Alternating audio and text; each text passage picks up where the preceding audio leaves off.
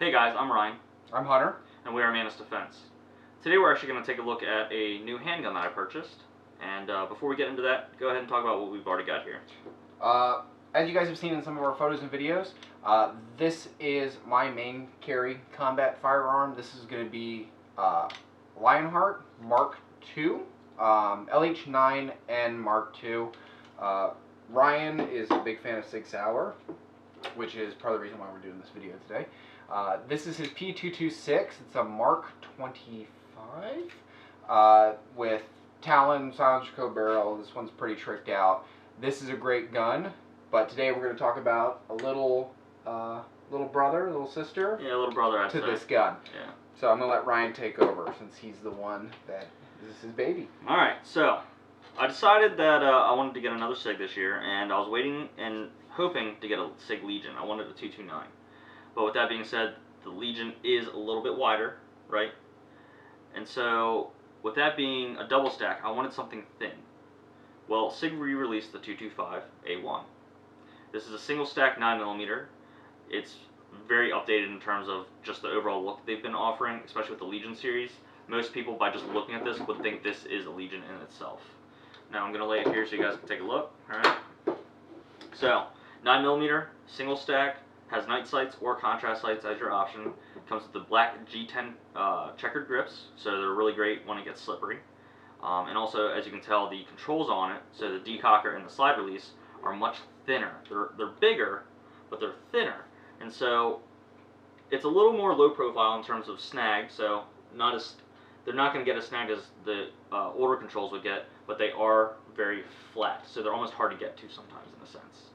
Now, as you can see, these guns are clearly different in size. Go ahead and close the slide on that one. Okay, so as you can see, they're clearly different in size here, right? Now, in terms of on paper, seeing those numbers, right? In terms of seeing those numbers on paper, your 225 is still double action, single action, just like the 226. The trigger pull is still the same for both. It's 10 pounds double action, 4.4 single action. And then overall length. Now this is where it gets tricky. If I told you that the 225-A1 was 6.9 inches overall length and the 226 was 7.7 inches overall length, you wouldn't think that that would be a huge difference, right? Now, when you compare the height, width, all that stuff, you're running through numbers. So the height of the gun is 5.2 inches, while the 226 is 5.5. The width of the gun is 1.26 inches, while the 226 is still 1.5. And then your barrel length. This is where you'll see the big difference in a number. This would actually make you start to question the actual size of the gun, I think. This barrel is only 3.6, while this barrel is 4.4. Now, obviously, because this one is the threaded silencer coat, it's going to be a little bit longer. Okay. Overall weight, 30.5 ounces, 34.4 ounces. We'll talk about cost towards the end. I just wanted to talk about some of the overall features, I guess, of the gun itself, right? So, the 225, it has your standard trigger, but it comes factory with the short reset. That's a really nice option, because I think it's a $50 part just for that. And then, of course, the $50 fee to install, so you're looking at $100 to have this gun back and forth with a new trigger in it. This comes factory standard, which is great. The 226 Mark 25, I've upgraded that, and I have the short reach trigger and the short reset trigger. So it's a little easier for my hand to get onto. It was still tough, so I had to switch the grips on that to the E2 grips. Now, if you notice on this one already has small, shallow grips. With that being said, it's very easy for me to get proper hand placement and get my finger right onto that trigger. It's awesome. That one, it's a little struggle. You got to adjust your grip a little bit, or you would have improper trigger placement, right? The last, I guess, few features of this. Well, how about this? Is there anything that you noticed that you liked about it?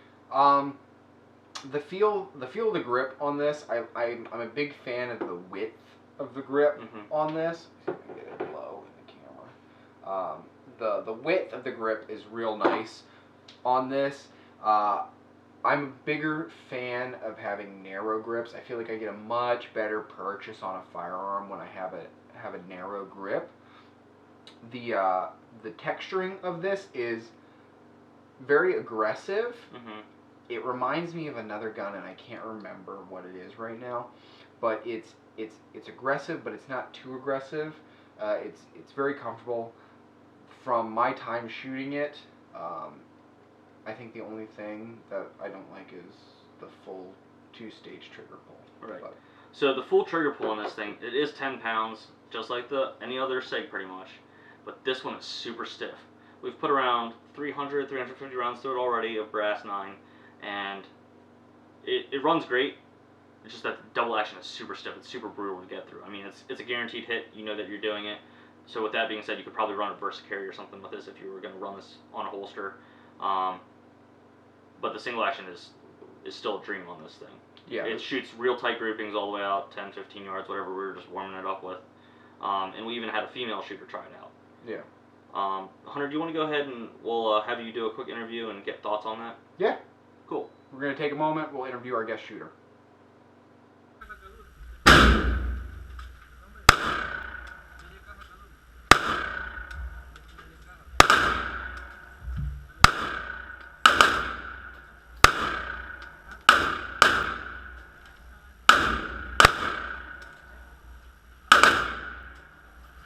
Hey guys, we're here with our guest shooter, Diana. Hey everyone!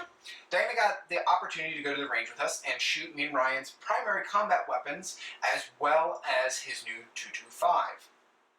The goal was to try and compare it as far as its option as a concealed carry. So our goal was to bring Diana in and test it to see with someone with a smaller frame how they felt about the gun. So let's go ahead and start off with, did you have fun at the range? I did. I had a lot of fun. I shot all 3 guns and it was a good time.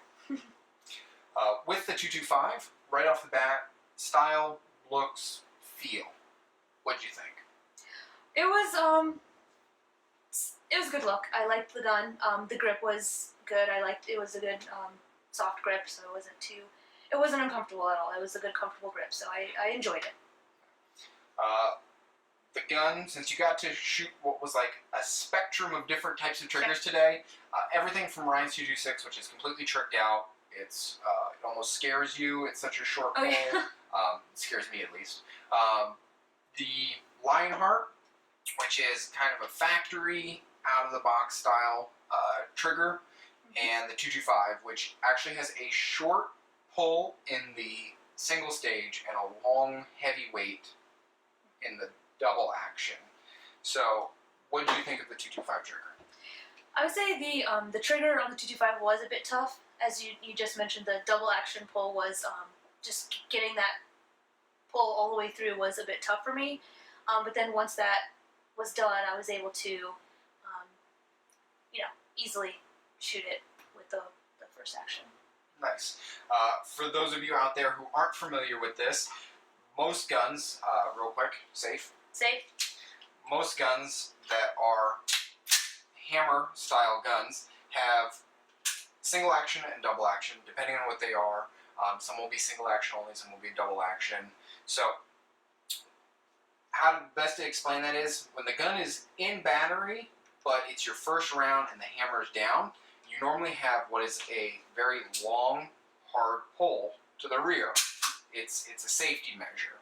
After the gun cycles and goes back into battery again, it actually pushes the hammer back and puts the gun into single action mode. Single action, you have less weight and it's a shorter pull to get to the bang point.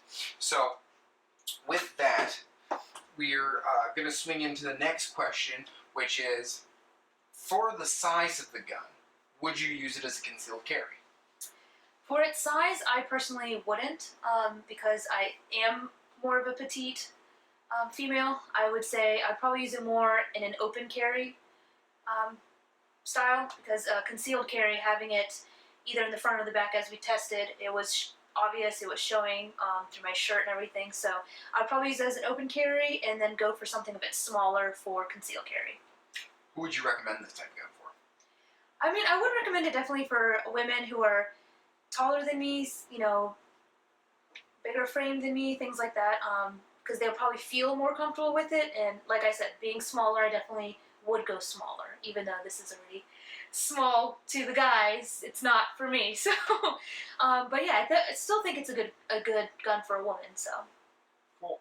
So, just to kind of recap, favorite thing and least favorite thing about the 225? Let's see, I would say the style and the grip was good, and then just the The only thing is the trigger, which is obviously with more time and practice, I could probably handle it a lot easier. But that was probably the only thing that I found to be tough. Which me and Ryan couldn't agree with you more. It's something that throughout this review we've kind of brought up again and again, which is this 10 pounds trigger pull for the initial double action, which obviously there's a lot of firearms out there that are smaller. Diana's gotten to shoot some of my concealed carry guns in the past. I have a little tiny Beretta. Yeah.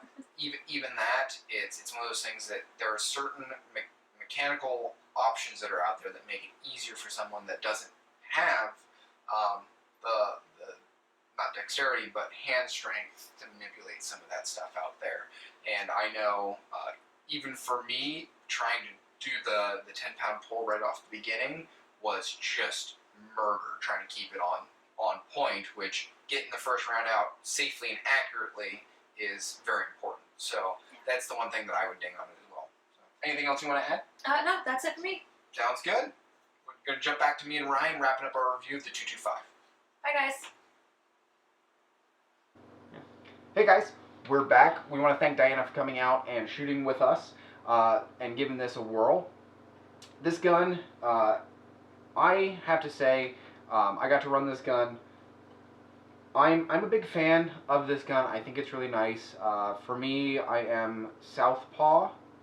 I'm a southpaw user. So for me, a lot of times the Sig I love Sigs. I think they're great guns. I love shooting Ryans.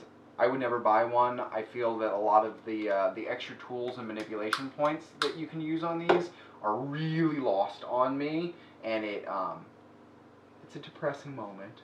But it's something that I've just kind of come to the conclusion that I just won't buy a Sig. Right. I know that there's ones without the decocker and stuff like that, but if you're going to get a Sig, you gotta get the decocker. So I'm a big fan of this gun. I would definitely rate it up there as, for me, I like the design. Ryan's going to talk about a little bit about the magazine design and stuff for this in a minute. Yeah. I'm a big fan of the design of it. I am thrown by the magazine. I like the magazine. I think it feeds. I'm a little bit thrown. I feel that the size of this gun, it's bordering on being what I would consider an open carry combat size gun. Right. But for concealed carry, it is possible. I think that this would be a good, in my opinion, a good universal gun. Right. Covers both inside, outside. Yep. Go ahead and name me that magazine real quick. So, of course, for all you single stack guys, you might love this. It's a nice metal magazine, holds 8 rounds, okay? And there's actually a little tidbit of information that we found out. This magazine fits in a Ruger LC9S. Yes. The cut right here is what allows it to fit. We have not tested that yet in terms of firing and feeding, but it does fit, and it actually locks in place. One thing I was not super thrilled about with the 225, like, I held it at SHOT Show and everything, and I made the decision right then, I'm buying this gun. I was so close to buying the Legion, but I wanted the 225 because I was like, well, they're re-releasing something for a reason. It's got to be a good gun. I've held 229s before, and I still like them, but this, I was like, I might as well jump on ship while I can, right? The 225 being re-released, you would think that, like most Sig mags, I think most of them are metal base plates. Correct me if I'm wrong, but most of the metal frame Sigs are metal base plates. It bothered me that this base plate is polymer. Mind you, it's super sharp for some reason. But these base plates apparently came from the 239. So my question is, if you're redesigning a gun, why would you cut a corner in a sense and just take the base plate from another gun, right? I will say though, I've had no problems with it. Feeds fine. I've dropped this magazine a couple times. It's still fine. You know, I can do my mag changes, not worry about it. But I don't know. For me, I expected a metal base plate based on all the other Sigs I've ever held, I guess. So that did throw me a little bit. It's probably a cost-saving benefit of it. Let's take a quick break. Sure. And we'll be right back. Okay, guys, we're back. We're back talking about the P225. We're going to do a little bit of a wrap-up, kind of give our final thoughts and feelings on this. But we want to talk about some of the last little bits on this gun that we thought was pretty interesting. The first one I want to talk about is going to be the flared magwell. The flared magwell is really a nice design on this. It actually makes feeding this, and for all you YouTube safety junkies, There's no ammo in this gun. We pre-checked it for clear. But the magazine, because that flaring, it really has a nice quick feed to get to it. I used to carry XDS for one time as my concealed carry gun. Still do from time to time. But there's something about single mag. I don't know what it is. I think part of it has to do with that finger indexing on it. Essentially, normally for most male hands, larger hands, stuff like that, not to rule anybody out, it lines up perfectly with your finger to a certain extent. So if you know where you're pointing your finger, it's a little bit easier than a double stack magazine.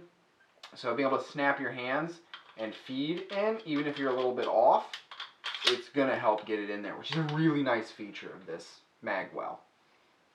Any other things you want to point out on this? I can't remember. Did we mention the actual magazine base on this from the 239? Yes. Okay, so with that being said, though, the barrel, apparently, I just found out, you can actually use a 239 barrel. So some guys that already guys that already own a 239, I don't, but they used the two guns and did a little bit of comparison in terms of the parts, and I guess to save a little bit of money here and there, that's why, like, you know, the mags are this way. Many are then wondering why didn't they just use a 239 mag, but you can actually take the 239 threaded barrel and drop it in here and it will fit, apparently. We couldn't find really any holsters out there in the market as well. That's another thing we'll talk about at the very, very end. The last thing I wanted to bring up, though, is the price point. The contrast sights, they are $11.22 retail, and the night sights are $12.36 retail. Comparing this to the 226 Mark 25 without a threaded barrel, you're looking at $11.66. So it's kind of crazy that there's that huge of a price difference, I really feel like, in my opinion, but at the same point, I mean, you get what you pay for, and I am very happy with this purchase.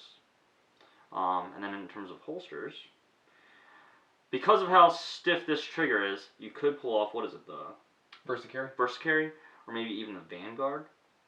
Yeah. Something like that, maybe. Some sort of, you know, holster that just covers the trigger guard. Realistically, though, I think with the size of this, you don't want something that just covers the trigger guard because it is pretty big. Yeah. I think you need a little more support. So the Versacarry might be a better option. There are not many Kydex companies that are making molds for this yet, but we recently, I went on the hunt. As you guys know, I do my Lionheart, and I went on the hunt to try and find someone that can do a Lionheart with a flashlight on it. I managed to find someone. I showed Ryan this person, my holster, and he was very impressed, so we had one made for his Sig. What I do want to say is, if you want to know more about the holsters for these guns and who we got them from, check our next review. As always, stay safe, shoot straight. I'm Hunter. And I'm Ryan. And we are Menace Defense.